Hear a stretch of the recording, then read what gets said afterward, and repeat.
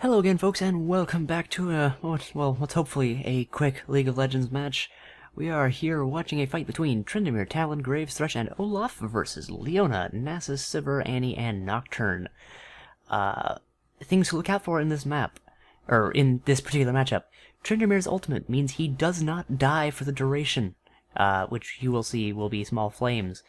Olaf, during his ult, is completely immune to all forms of crowd control. He cannot be slowed, he cannot be stopped, he cannot be shoved back. Talon will disappear, but he's kind of a wuss, so that's not, super interesting. We also have Nocturne's ultimate, where he picks a target. Everyone can only see a small area around themselves and nothing else of their ally's vision, and can leap to the target of his choice within a set distance. And then you have Leona, who is a massive bundle of stuns. So there you go. If you haven't played this before, you have some fun things to look forward to. We will see how these sorts of mechanics interact. As it is, I am following along Cloaked Figure, who is someone who is on my friends list, but I don't think we've ever actually even played together, but he's on there, so we might as well watch him play a game for the purposes of me pretending I can shoutcast. So we see everyone buying their initial items. Looks like Olaf is actually not jungling. I did not look at the summoner spells. He is jungling, but he started Doran's Blade and Pots, which is interesting. Typically, junglers take the item that Nocturne has down there, as you can see, the Hunter's Machete, which allows them to do some bonus damage to minions, as well as has some health regen abilities, and builds into all the important jungler items. Additionally, we see our AD carries on both sides also have the Dorans and Pots. Nasus is going the Doran's Shield, which makes sense. He's meant to be very much a tank, whereas Talon, who is going mid, is going Boots. And since he's against Annie, who also went Boots, this makes sense. He's going to be wanting to duck in and out of her range to poke at her and grab minions. Since he is melee and she is not, he will probably be hurting for a significant portion of the early game. Tryndamere is up against Nasus, which is an interesting choice for him since Tryndamere is very much about critting, which means he gets his AD times, I believe it's just times 2. It may be slightly less than that. No, yeah, it's times 2 because the Infinity Edge makes it 250% or something like that. So Nasus, who typically builds both defenses and health, will possibly be moderately well off defending against that, as opposed to someone who built pure damage and penetration of defenses. And we have Thresh down in bot lane, who purchased a Relic Shield, which is a recently added support item that enables melee characters who last hit a minion, who hit a minion below a certain threshold of health, in this case 249. It is instantly finished off, a bit of health is given to their nearest allied player who is low on health, and everyone involved gets money. So super handy item, but I'm not sure if Cloaked knows this. Thresh does not actually count as melee for the mechanics of the Relic Shield. He counts as melee for just about everything else, but he does not, he counts as ranged. He has a few points where he counts as melee because his weapon is still attached to him, but for most purposes he actually counts as ranged. I had that backwards for a second. So that may not work well for him. Now, if he started with Flay, which he did not, he started with the Soak, I saw him use it there, there is a small passive attached to that, which allows him to do bonus damage based on how long he has spent not auto-attacking. So it would allow him to basically finish off minions himself fairly simply. Interesting play by Leona there, blocking down the Vision Ward, which reveals stealth units and also enemy wards. Not sure if it was a good plan, since those are no longer invisible. Oh, Cloak, well, goodbye. It was nice knowing you. Leona, auto-attack! There we go, first blood goes to the support, and the camera's switching away now. No, let's go back here, let's watch this. Okay, looks like, Sivir's getting away. Oh, but she might be coming back in as Graves stays far too long. Oh, and he's down. Leona getting a double kill early on. Well, not an official double kill, but technically a double kill. And Olaf gets executed by the red camp. Ouch. No, wait, where did he die? Yeah, he died here. What killed him? No, he died to Wraiths. Oh, that's even more sad. Not looking good for Cloaked's team here. Leona is getting fed. Sivir's not too far behind because it's 2 assists. And it looks like Talon is not liking his range disadvantage in mid either. Top's not doing too badly, and let's check last hitting here. Ooh, Nasus is keeping up fairly well with Tryndamere, and the thing about Nasus is if he kills a minion with his Q, you'll hear a different sound at that large overhead swing there.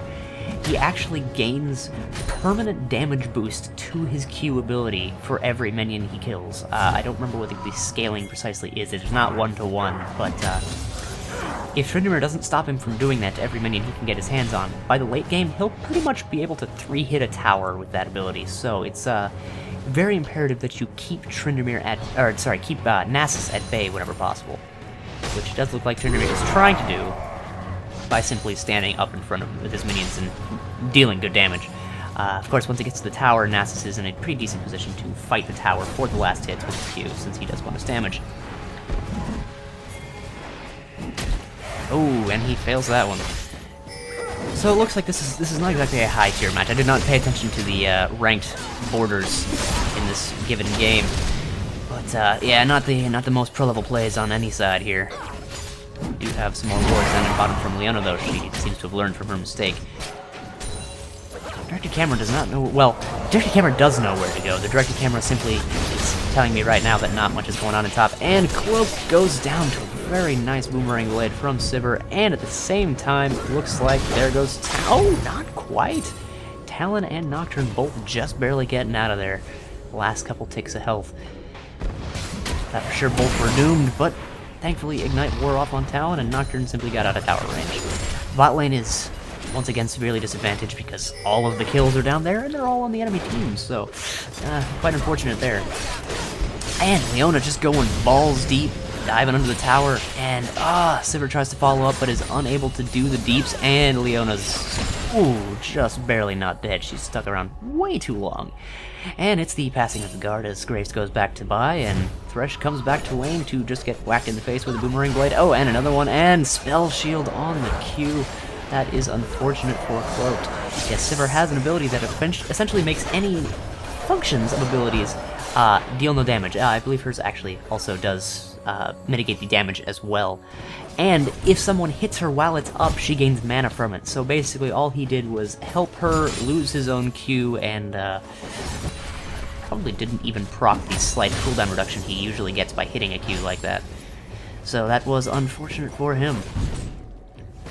We see some more back and forthing going on here in mid, but no actual dueling yet. Top is still kind of at a standstill with Tryndamere mopping up all the farm, but Nasus is actually ahead of him by one, and they've just evened it up. But still, damn, that Nasus is good at farming. I don't know what he's doing. Yeah, hang on, let me stick up here for a bit. Oh, watch Nasus. It looks like his strategy for farm is just ignore Tryndamere entirely and go about your business. I can't say I fault that in any way.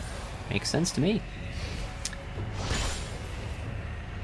But Tryndamere is at least somewhat of an annoyance. He's not completely irrelevant to Nasus yet. Nasus isn't quite that tanky, but he's gonna get to the point if Nasus gets enough money to buy things where he basically won't be able to do shit to Nasus, and Nasus will just walk all over him and farm whatever he pleases. So we have to hope that the point doesn't come too soon for Tryndamere's sake. Oh, there is a gank going down in bot. What are you doing, directed camera? Let's go in there.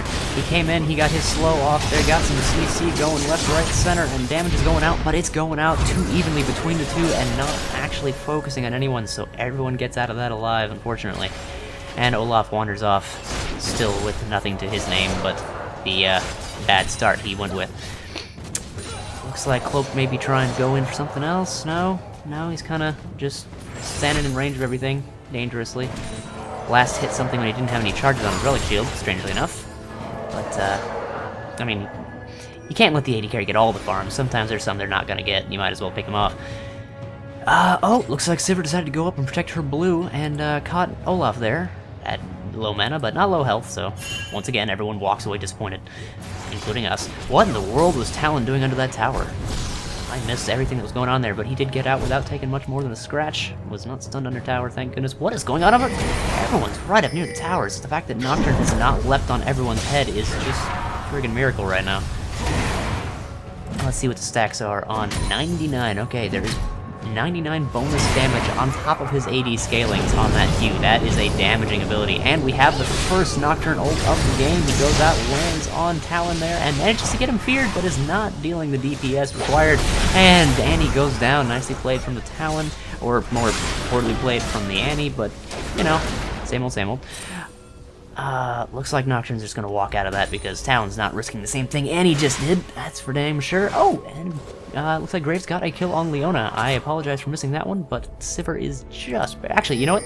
I don't have to apologize for missing that one. Let's back up a bit and figure out what went down here. Oh, they were both super low and decided to turn on him, and that did not go so well. Ouch.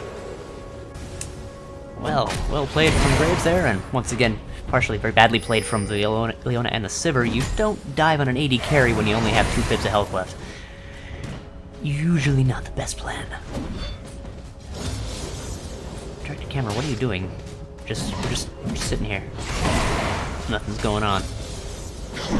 Though Tryndamere has managed to pull off a slight lead in farm now. Nasus is slowly falling behind because his lack of actual consistent damage is hurting him, despite the fact that his Q is good for farming and his Spirit Fire is actually not too bad either.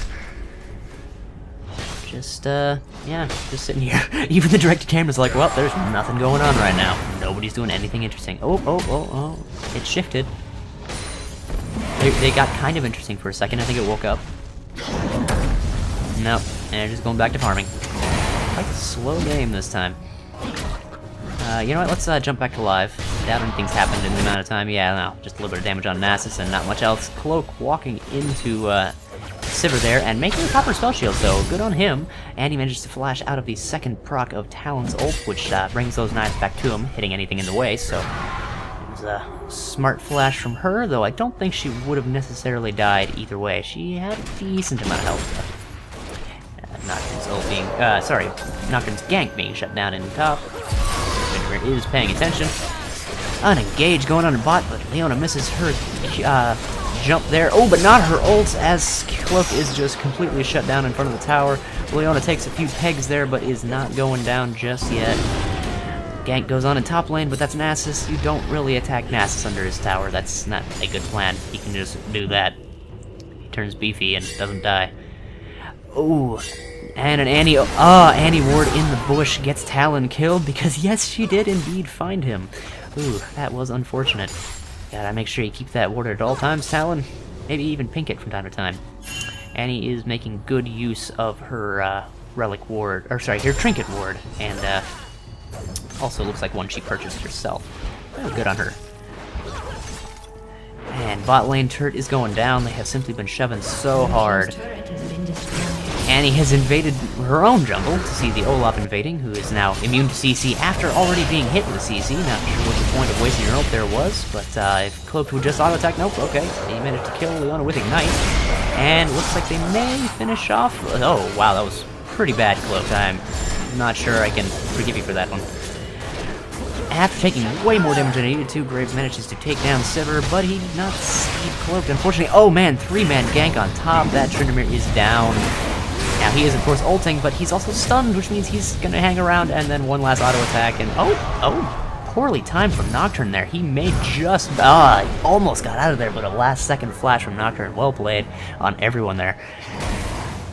Nocturne should have waited, I think, a couple more seconds. Just make sure the ult is down before you go into that last auto attack. You can keep up your speed by not stopping to swing. But, yeah, it all worked out for them in the end. Not too much wasted, and it was worth it to get him out of the way so Nasus can free farm for a bit. He is, gonna be catching up. Probably won't be able to catch up to Tryndamere, but he'll do his best. Now, bot lane on the blue side is trying to make up for their lost tower, but Leona alone is enough to cause the Graves to back up, because she is something of a force in her own right. She is building pure defenses, which is good. That's pretty much what Leona's about. She's about jumping on people's faces and then not dying, but being a real pain in the ass while she's still alive. So, you know, building so that you don't die is a good thing. Though I have some friends who swear by damage-based Leona. That is a bruiser AD build I have seen one of them build in the past and go top lane with, and it was brutal. So, just because they are usually built one way does not mean they are, you know, required to. Oh, and Nasus managed to just power through and take the whole tower down. Probably got enough Q farm to make that a possibility. And the purple team then engages on Dragon, but the blue team knows what's up. I don't think they have any wards, but they did see them moving in that general direction, and they've got an idea. Okay, they've got a ward on them now. They can see it. Leona's going up to swag at it. And they do have a pink in the area, so she could theoretically kill it, but it looks like they don't want to bother.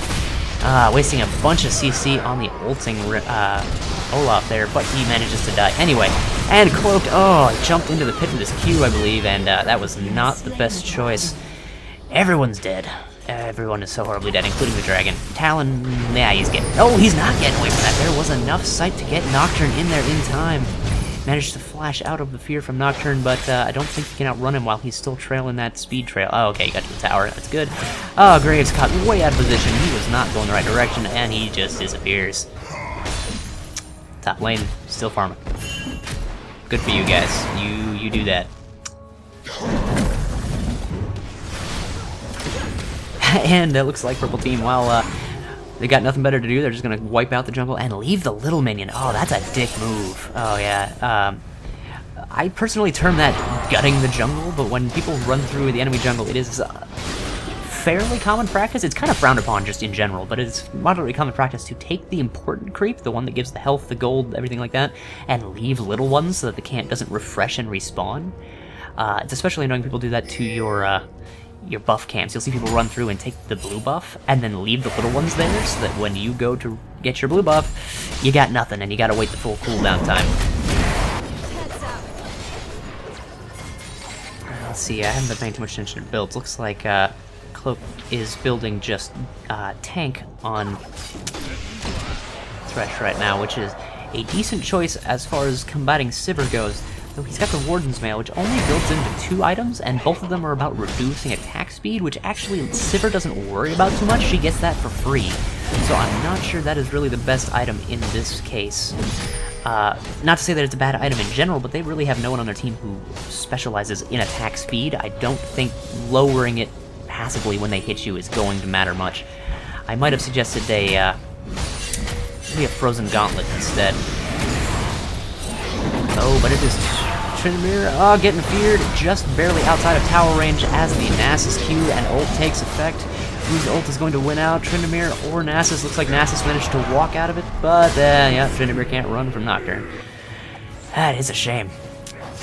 Now the bot lane is taken to farming the jungle because you can't do much else right now, so might as well.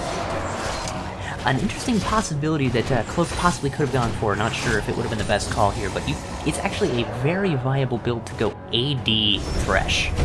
And the reason for this is, you don't often auto-attack, but when... Oh my god, the timing on that fear was amazing. Oh, Ignite took him anyway, but still, really good fear on that. Thresh's passive on his E ability is, after not attacking for a certain amount of time, his attack's damage on his next attack will increase over time up to a cap of, I believe it's about 200% damage when you fully level that ability out. Meaning if you build a fair amount of AD on Thresh, your first hit will absolutely destroy someone, and it becomes just deadly very quickly. And everyone decided to fight someone under the tower there. I've got a phone call, and that's really annoying. I'm going to pause this real fast. Okay, sorry about that, folks. There was probably a small cut in there somewhere. Not sure where it would have been, but we'll figure that out. I was interrupted by a phone call here. So, there's a fight underneath the tower, trying to kill Leona under it. Really not the best option there, and unfortunately, all the parties involved decide to stay just way too long under there, including... Oh my god. Oh, Olaf, you can't kill someone who's entirely based around defense underneath their tower, no matter how much immunity to CC you have. And of course, Sivir decides to walk in and finish off Thresh. Ooh, but there is Talon with the cleanup. Can he actually... yes he can, unfortunately, kill her. And he gets away, just barely dodging the cone of stun from the Annie there. And Tibbers rebounds back to her because... yeah. And in response to that tower diving, it looks like the purple team is going to simply just take this tower in return because there is no one here capable of defending that thing. And Annie waits in the wings to pop out on anyone who might come to defend it, since this thing is not surviving one way or the other. And yes, there are both Talon and Graves. Here comes the Annie. Ooh, getting interrupted by the Olaf there. And, wow, Graves almost manages to turn it around, but thankfully, Nocturne is quite fast. He is not going down without a fight here, for sure. Oh, and Leona does not make the best decision there, unfortunately. Going down to both Olaf and the Graves. It would have been good if her team would have followed up, but her team was in no position to follow up, so I do not blame them in the slightest for their decisions in that case. Wow! Yeah, so Nasus has been Q farming. Let's see what his Q is at right now. He does an additional 261 damage on his hits. In addition, hold on. Yes, Olaf, you're very interesting. In addition to 95 scaling and 110 base damage. So that ability does quite a hefty amount of damage right here. There's, don't know how Annie gets out farmed. Well, you know, she was more focused on just kind of beating your ass in lane, so... Oh, actually... No, she didn't beat his ass in lane, she beat everyone else's ass while he was in lane. So I guess that's how that works. Take a sip of my drink here. Ouch, Nocturne returns fire. And Cloaked makes a comment about not playing much Annie. Yeah, Annie actually does not farm very quickly. She really likes to last hit with her Q, because if she manages to kill something with her Q, that Undying Rage. If she manages to kill something with her Q, she gets her mana back. Now, oh yeah, he was gonna try to run, but there was another Q waiting. There's not a long cooldown on that ability. Cloak getting in position to try and stop Nocturne, but Nocturne sees him coming and manages to just turn it around on him. Ouch. I don't think they can actually kill this necessarily, but they are certainly going to make an effort of it. Nocturne jumping on the fleeing Talon, and Talon jumping back on him. I'm not sure what's going on here at all. First auto attack going out on Nocturne is not enough. He does not have enough AD to make that one hit count. Such a shame, but Leona's here taking out a pink ward and then pushing on the bot lane, because there's no one there to defend it right now. Just Graves, and he's not nearly fed enough to make it count. And engaging on the Sivir. Oh, dodging several skill shots, more out of the fact that they were not the greatest aimed things in the world than actual skill, but still, kept him alive. Pretty sure he would have died if they hadn't. Oh my god, Trinket just wrecks waves now. NASA's still keeping up just fine, though. Holy crap, he is good with that. And he has built himself some boots of swiftness, so that no one can outrun him, whether or not he withers them. Graves moving down into the bot lane, but staying away safely for now. Looks like this Wraith dying is far more interesting than anything that's going on there right now. And the dragon is up, but Nocturne just recalled in that bush, or in the pit. I wonder why he recalled other than doing anything. And Talon dies because the enemy team has got wards everywhere. Good friend of mine really likes to say wards win games, and he is not incorrect in the slightest. If you have sufficient ward coverage, you can pretty much kill anyone you want, because at some point, someone's going to go alone, and if you know where they are, and you know where they're going, it's not so hard to find them and pick them off. Nocturne once again just going full ham on it, manages to get his Q counteracted by Trindamir's heal, but it really doesn't matter because, oh, it's up again, and Trindamir's also standing in turret range. I'm pretty sure Nasus could have finished him off there. I'm not sure why he didn't bother, but whatever you want. Purple team then going for Dragon because no one's there, might as well. Bonus money. Cha-ching. Looks like, yeah, Cloaked was going in to check it out, but once again, the enemy team has everything warded, so there we go. That's him dead. Unfortunate. Yeah, wow, just look at all those little red wards. It's all on that side of the map, because it seems like the blue team has actually spent quite a bit of time in that jungle, and the purple team has noticed, so they've just started dumping their wards there, because why not? You get vision, you get kills. What Cloak really needs to do here, I think, is start using his trinket. Wait, it's on cooldown, so he obviously used it just recently, but that disables and reveals any wards in the area and would allow him to take them out. But of course they are spread fairly far and wide, so you take out one, they're just going to come in with their trinkets and replace it, and then what are you going to do? So, all in all, not looking too good for the blue team. They have a significant disadvantage in terms of money and towers and teamwork, mostly, also vision. And they are not doing many of the things required to catch back up in that. Looks like another duel going on here in the top lane. Nasus actually taking a fair bit of a beating, but he probably could have won that one eventually, especially with his ult still waiting in the wings. Tryndamere obviously has his ult up again, I believe. Yeah, it is up again. Oh, and he's now got a Thresh for support, which is not going to help him much when the Thresh does not actually hook him, doesn't deal damage, and the Tryndamere does not pick up the Lantern. Picking up that Lantern drags the player who clicked it directly to the Thresh, so it would have been a good way to catch right back up and start going. Unfortunately, Nasus does not have the beefiness, or the tankiness, or the damage to take on 3 people at once. So, the Tryndamere ult is plenty to keep him alive until Nasus dies in that capacity. Not that that's going to make too much of a difference, because That was 1 kill against the further, what is this, 11 they need to catch it back up? That, I mean, you know, drop in a bucket. So let's take a look at builds here. Looks like Trinket is going the typical crit, bit of attack speed, lots and lots of life steal, which is very good because he likes to hit fast, and then if he crits things, he gets to spin more, so, you know, spin to win. Cloaked is in fact going around clearing out some wards, good for him. This attack on Sivir, unfortunately, will not succeed. Oh, will not succeed unless she keeps turning around like that. As it is, it looks like Leona is going to die for their hubris, and for the fact that for once the blue team is all in one place. Meanwhile, Nocturne is going to pick up a kill on Olaf, who was alone in the top lane. And once again, everyone's kind of splitting up. Trindamir's off and looking kind of helpless, but Sivir's in no position to actually duel him right now. Oh, speaking of, there he is. Oh god, yeah, well, she's dead. Bye, Sivir. Oh god, that hit. I did so much at once. Okay, so it's not swinging the other way, but it is, like, you know, glacially shifting the other way. Annie going over there to protect her blue buff. She wants that sucker. And she gets it. I'm not sure what she hit it with there. I think she might have used her wave over the wall. Well, maybe not. I'm not actually sure which part killed it, because... Oh, it must have been Tibbers just standing nearby, and Tibbers does have an AoE of damage around him, so... Yeah, Turner wasn't getting out of that. Between the fear, the stun, the constant damage, and... After having moderately decent lifesteal, he was not going to be able to outduel them in that case. Kind of a pointless fight going on here at the top tower as Nasus takes a few chunks from Olaf, and Olaf takes damage from minions, and it still takes off a noticeable chunk of his health bar, not a large chunk, but you can see it.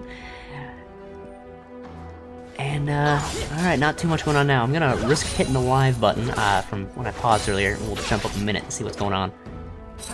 Oh my god, okay, nope, going back and back up. Oh, that was a team fight. Okay, now let's back up even farther. Okay, stuff's going around, people are kind of coming together. You're going to see like a storm front here coming over in mid. They jump on Leona, not the best person to jump on. Graves immediately whiffs his ult, that is unfortunate. And Cloaked is far out of position on top of an enemy ward. Manages to dodge the Leona jump, but not much else there, as then Talon is caught out by the Leona ult. Not quite stunned, but definitely hurting. Nocturne jumps right on in there, does not give a crap, kind of pays for not giving a crap by dying. But the team fight is now in full effect. It is 3 versus 4 in blue team's favor, but blue team does have the damage advantage. Trinket going down almost instantly, didn't even have time to ult. And Olaf following soon after. And Graves, what the hell are you doing there? That was a bad idea. That was a really bad idea. And okay, so that's what happened there. Yeah, lots of poor plays on the blue team's part. You may have the numbers advantage, but if you do not have the damage advantage, it can easily matter very little in the long run. The mid tower is going to go down now to the attack speed of Sivir and the walloping of the bearded bear. And Thresh comes in just in time to take a Q to the face. That's nice. And oh, Nasus managed to whack top tower down as well in the meantime, because, I mean, who's going to be able to stop the split pushing Nasus? That's kind of what he does. Bit of a dick move, but I mean, what else is he going to do? He's tanky, he hits hard, he wasn't needed, everyone was dead, he might as well take a tower. I don't blame him for that. And once again, they're leaving a creep in the red buff. God, that's kind of low. I can't really respect that. There's no point in doing that. Plus, then you don't know when the respawn timer is, and if it comes back up, you can't go over and take it again, because who knows, it might still be gutted. Yeah, iffiness all the way around. The red team maintains their site lead because the blue team has yet to put up another ward aside from that one in that statue bush that was there previously. They're just kind of refreshing that one ward and not placing any others, despite the fact that 4 of them have the ward item. They could easily at least cover something like Baron or Dragon or this curved bush that they keep getting caught in, or the river there. Lots of places they could stick wards that they repeatedly get killed in that they're not. I'm not sure why they bothered buying the ward trinket if they're never going to use it. And Sivir gets herself a static shiv. This is an attack speed crit item that stacks up every time the character moves or auto attacks, and when it hits a certain threshold, it will strike out with magic damage that ricochets between enemies, like a chain lightning type deal.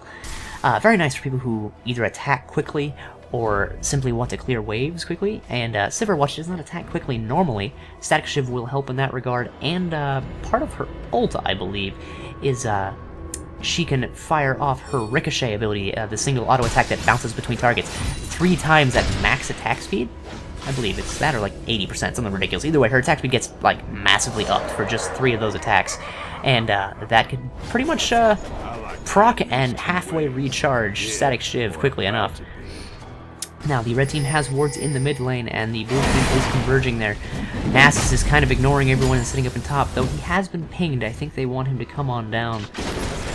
There is a blue ward, though, over rear Baron, so he will be walking through enemy vision here. They gotta be careful about that. Looks like the makings of a pretty decent team fight coming here. The blue team is backing off. I can't actually tell who pinged that. I think there were blue little ripples around that ping, but I could not see it in time. Purple team, sorry, is making their way down the lane, looking very threatening, because they are very threatening. Making the good decision of not immediately engaging, because it doesn't matter the fact that there's no towers around. Fully engaging a team, if you aren't ready to do so, can still very easily become suicide. So it's a bit of a standoff here. They aren't sure where they want to go. They're just going to poke a bit here. And they've got Wither on Tryndamere. He is getting chunked there. And they move in under the tower top.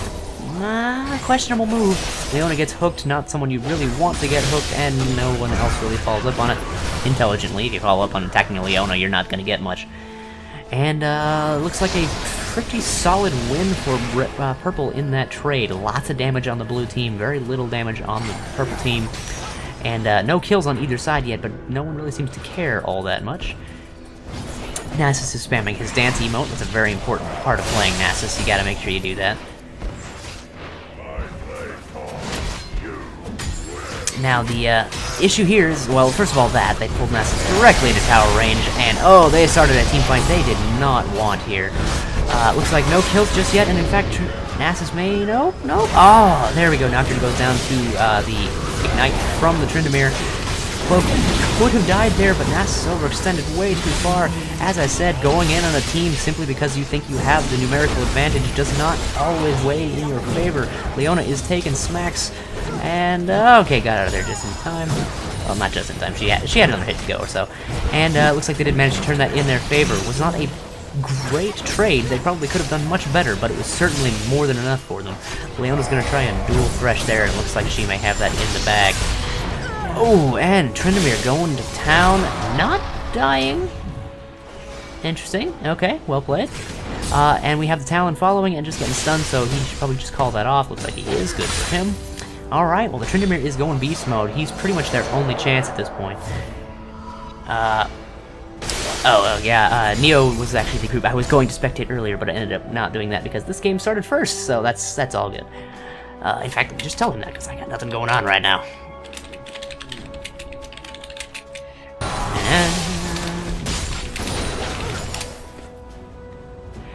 Alright, so, let's see here. Looks like everyone's kind of having to reset themselves after that fight.